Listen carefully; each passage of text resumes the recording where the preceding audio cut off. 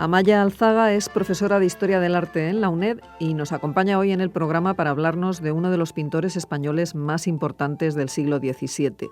Nos referimos a José de Ribera, también conocido como el Españoleto.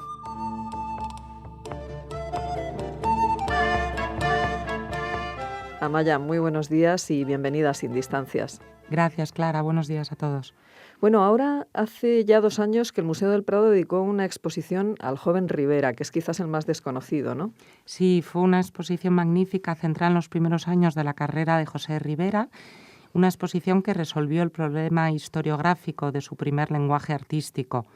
Definió el corpus del pintor anterior a 1620 y amplió todo lo poco que se conocía, pues se conocían poquísimas pinturas firmadas por Ribera anteriores a esa fecha, los cambios experimentados por su lenguaje pictórico, los temas y su forma de componer, que habían supuesto un problema para la historiografía del arte, porque no se conseguía identificar ninguna obra del pintor anterior a la década de los 20. Ya en 1943, el gran historiador del arte, Roberto Longhi, reunió un pequeño grupo de obras afines que consideró habían sido realizadas por la misma mano y las atribuyó a un pintor anónimo al que él llamó el maestro del juicio de Salomón, en base a un cuadro de este tema que se conservaba en la Galería Borghese de Roma. A partir de este cuadro, Longhi buscó obras estilísticamente parecidas, como un apostolado, una negación de San Pedro, etc., hasta crear un pequeño corpus de obras que atribuyó a este que denominó maestro del juicio de Salomón. Y hace apenas 10 años, ya en 2002, otro historiador del arte romano, Gianni Papi, defendió en varios artículos científicos que detrás de la misteriosa personalidad del maestro del juicio de Salomón se escondía en realidad un joven Ribera pintando en Roma. Háblanos un poco de este periodo de formación desconocido hasta ahora. Bueno, Ribera nació en Játiva en 1591 en el seno de una familia modesta. Era hijo de un zapatero. Si bien Palomino, el famoso teórico y biógrafo español del siglo XVIII, afirmaba que la primera formación artística del joven pintor tuvo lugar en Valencia en el taller de Francisco Ribalta, lo cierto es que nunca se ha encontrado un documento o el contrato de aprendizaje o nada que vincule a Ribera con Valencia, por lo de que nada se sabía seguro de sus primeros años. El historiador del arte Pere Sánchez mantuvo siempre sus reservas respecto a esta formación valenciana, al recordar que durante el primer decenio del siglo XVII Ribalta se movía en un lenguaje intenso y expresivo, pero totalmente ajeno al naturalismo caravallesco que Ribera adoptará desde sus primeras obras. Si el joven de Játiva llegó a pasar por el taller de Ribalta, poca huella hubo de dejarle su enseñanza, desde luego. Amaya, ¿y en qué momento viaja Ribera a Italia? ¿Es un viaje de ida y vuelta o se queda ya allí para siempre? Efectivamente, Clara, es un viaje sin retorno. No conocemos las circunstancias en que Ribera decide abandonar Valencia, si es que fue, y marcharse a Italia. Pero hacia 1610 o 1611, cuando tenía 20 años, sabemos por distintas fuentes que se encontraba en Parma trabajando al servicio de la familia Farnesio. Y allí pintó un lienzo, que hoy no se conserva, con el tema de San Martín partiendo su capa con el pobre, y que conocemos solo por copias antiguas. 2 años más tarde, ya en 1613, Ribera se ha establecido en Roma con su hermano menor Juan, junto al que vive en una pequeña casa de la Vía Marguta, en el corazón de la colonia de pintores extranjeros. De su etapa romana conservamos obras adheridas al realismo o tenebrismo caravallesco, es decir, para los oyentes que no lo conozcan, es esa forma de pintar que puso de moda Caravaggio en el primer decenio del siglo XVII, que consiste en manejar con rigor los fuertes contrastes lumínicos, acentuar las diagonales luminosas para presentar unos fondos de pinturas de marcados contrastes luminosos. Y Ribera se va a adherir a este caravallismo o tenebrismo más intenso con figuras de filósofos o con la famosísima serie de los 5 sentidos que hoy se encuentra dispersa. Para expresar de modo alegórico los sentidos, Ribera no va a recurrir a la acumulación de elementos en un ambiente pagano, como era habitual en la tradición del manierismo nórdico y que va a llegar hasta Rubens, sino que elige y los aísla modelos de la vida cotidiana, de ruda presencia y envueltos por la luz de la marcada iluminación ya comentada tenebrista. Pero en Roma se configura su estilo no solo por el contacto de la obra de Caravaggio y sus seguidores, sino que se llevará también a Nápoles cuando decida marcharse la lección del rigor, la claridad y el equilibrio en las composiciones que no olvidará de por vida, y que había aprendido el clasicismo boloñés.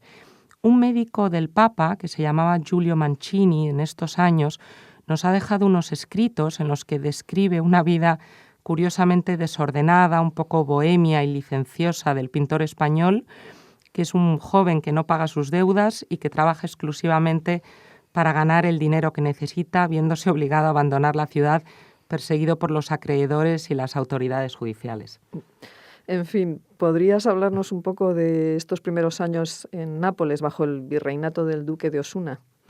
Bueno, Rivera es nombrado académico de San Lucas a finales de 1616, año en que se va a encontrar ya en Nápoles firmando las capitulaciones para su matrimonio con Catalina Azzolino, que era joven hija de Bernardo Azzolino, un pintor siciliano que se había establecido en Nápoles y que gozaba de cierto prestigio y una acomodada situación económica. Se ha pensado, quizá Clara mal pensado, que Azzolino necesitaría a un joven y prometedor colaborador en su taller y Rivera, por su parte, a abrirse camino en la ciudad virreinal partenopea, que era Nápoles, donde permanecerá ya, como hemos dicho, el resto de su vida. En Nápoles se encontró con un ambiente artístico renovado por el paso en esta ciudad unos años atrás de Caravaggio. La gran mayoría de pintores de la ciudad habían decidido seguir su estela, y desde el propio suegro de Rivera hasta las jóvenes promesas como Battistello Caracciolo se habían adherido ya al lenguaje caravallesco. El ambiente era pues propicio para que el joven pintor de Játiva triunfase con su interpretación del naturalismo, dramática y potente y cargada de inmediatez. Así, la protección del virrey de Osuna le va a llegar muy pronto. Se va a dar cuenta el virrey de la extraordinaria calidad de este artista joven, le encarga rápidamente unos cuadros importantes y le va a convertir en la personalidad artística más llamativa de la ciudad. Se conservan testimonios que dan fe de ello. Cartas a los Medici informando de la calidad del pintor de Játiva y otros clientes prestigiosos fuera de Nápoles que van a encargar sus obras, como pienso ahora en el duque de Toscana o un noble genovés llamado Marcantonio Doria e incluso poco tiempo después el propio rey de España. Gana pues pronto un prestigio importante, se dispara su cotización y en 1626 se compra una casa importante y el Papa le concede en Roma el hábito de la Orden de Cristo de Portugal.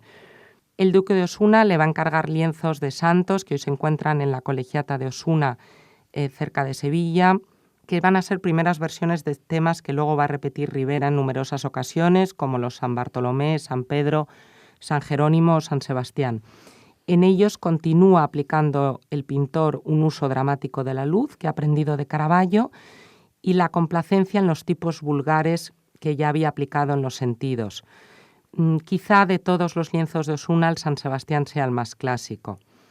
En 1626 firma un soberbio San Jerónimo, el brutal Silenio ebrio, que se conserva en el Museo Capodimonte de Nápoles, que es una interpretación de la mitología en clave directa y sensual, y fecha normalmente con precisión sus obras, indica por norma general clara su condición de español, incluso de valenciano o de setavense, y a veces la de académico romano. Son obras en esta década de los 20 de absoluta maestría representando las cosas, con una pasta pictórica cada vez más espesa y más grasa, que modela con el pincel, subraya siempre los efectos lumínicos y con una obsesiva búsqueda por la verdad material. A finales de la década, el sucesor de Osuna en el virreinato, que será el duque de Alcalá, va a convertirse también en mecenas del pintor. Es de nuevo un hombre culto y curioso, coleccionista de antigüedades y pinturas, y de su iniciativa parte un encargo tan singular como el retrato de la mujer barbuda, que quizá los oyentes hayan podido visitar hasta hace poco en el Hospital Tavera de Toledo y que se encuentra desde hace unos años en el Museo del Prado. Es esta mujer clara barbuda de los Abruzos que lleva en brazo a su hijo, acompañada por su esposo, que se mantiene en un segundo plano asustado y dolorido, y es, a pesar del desagrado físico que provoca y la intención analítica y científica del lienzo, es sin duda una obra maestra de intensidad. Bueno, Rivera se mantiene hasta la década de los 30, hasta 1630, fiel al más absoluto tenebrismo, pero se produce un cierto cambio en su estilo, ¿no es así? Sí, efectivamente, entre 1631 y 37, ya bajo el virreinato del conde de Monterrey, que va a ser el tercer virrey que apoye la carrera del pintor de Játiva, De nuevo, un hombre de gusto y coleccionista apasionado, además de ferviente admirador de Ribera, se va a producir, en estos 5 o 6 años un cambio sustancial en su pintura. Ribera va a abandonar poco a poco el tenebrismo más riguroso y empieza a conceder cada vez más espacio a los celajes, que trata con tonos argentados, y su pincelada va ganando en ligereza y vibración atmosférica. Se ha querido explicar este cambio sustancial porque Velázquez va a Nápoles en 1630, quizá le influyera el conocer al maestro sevillano, pero la causa más probable sería ver la pintura flamenca que conservaba el virrey en sus colecciones y otros coleccionistas como mercaderes flamencos asentados en Nápoles, que es este neovenecianismo que van a aplicar pintores como Rubens o Van Dyck, que es una pintura mucho más colorista y que se aleja progresivamente del tenebrismo. Y aunque todavía Ribera en los años 30 pinta obras tenebristas, en realidad marca ya esa década un cambio de estilo y el principio de su madurez.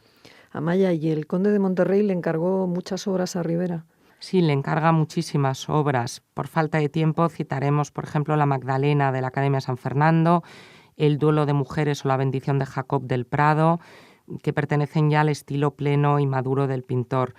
Destaca La Inmaculada Concepción, se me ocurre, de las Agustinas de Monterrey de Salamanca, que es esa Inmaculada que Ribera interpreta ya fundida con el episodio iconográfico de la Asunción, que es una Inmaculada triunfal, gloriosa, que reforma la tradicional iconografía de Pacheco, Zurbarán o Velázquez para dar lugar a la plena Inmaculada triunfante del barroco que va a pintar Murillo poco después.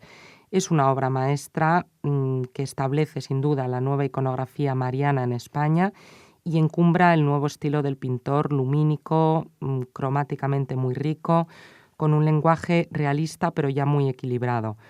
El virrey le encarga otras obras más duras, como la Apolo y Marsyas, del cual hay 2 versiones, o La muerte de Adonis. 1637 va a ser un año muy fecundo, donde pinta La Piedad de la Cartuja de San Martino, que es la iglesia en la que va a desarrollar sus últimos años, aunque desgraciadamente Clara, y aunque no hay tiempo para detenerse, las décadas de los 40 y primer año del 50-52 son años marcados ya por la enfermedad, donde hay, por desgracia, amplia participación del taller del pintor. Bueno, Amaya, y cuando hablamos de José Ribera, ¿podemos decir que estamos ante un pintor español o italiano? Porque las Esa circunstancias... es una gran pregunta, Clara. Italia y España se disputan a Ribera y ambos con razón, pues el análisis de su biografía y su obra demuestran que se trata de un pintor con doble ciudadanía artística. Se formó y trabajó en Italia, pero sus más importantes clientes fueron españoles. En Nápoles creó una escuela que prolongó su estilo hasta la aparición de Lucas Jordán, pero los cuadros de Ribera que llegaron a España en gran número desde fechas muy tempranas contribuyeron sin duda a definir el naturalismo tenebrista español y ejercieron influencias sobre la obra de pintores como Zurbarán, Alonso Cano o Murillo. Sin embargo, aunque Ribera insista siempre en firmar sus obras como español, valenciano, setavense, la historia le ha consagrado con el sobrenombre de Lo Españoleto, en alusión precisamente a este orgullo patrio y a la vez a su pequeña estatura. Creemos que se debe a que era un pintor bajito, pero no se puede entender su pintura, su formación y su sensibilidad sin Italia.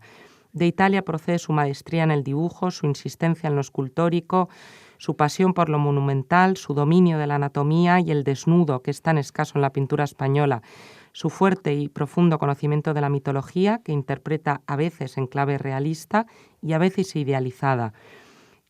Ribera es además uno de los mejores grabadores de toda la historia del arte, cosa que en España, en cambio, es rara. En el siglo XVIII, Ribera fue considerado un pintor muy violento, igual que en el XIX. Recuerdo la frase de Lord Byron, que le definía como un pintor cruel y sádico, cito, que mojaba su pincel en la sangre de todos los santos, o el escritor Théophile Gautier, que hablaba de una pintura de matadero y desolladero para caníbales.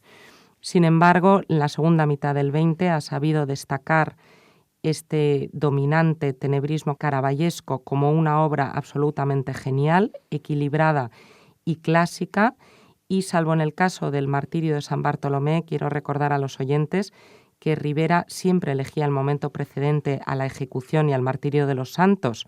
Luego no es un pintor en absoluto violento, como quiso ver el mito romántico, Es un pintor muy personal que dota a sus personajes siempre de monumentalidad y de la dignidad que heredó de Caravaggio. Muchísimas gracias, Amaya, por tus palabras. Gracias a vosotros siempre.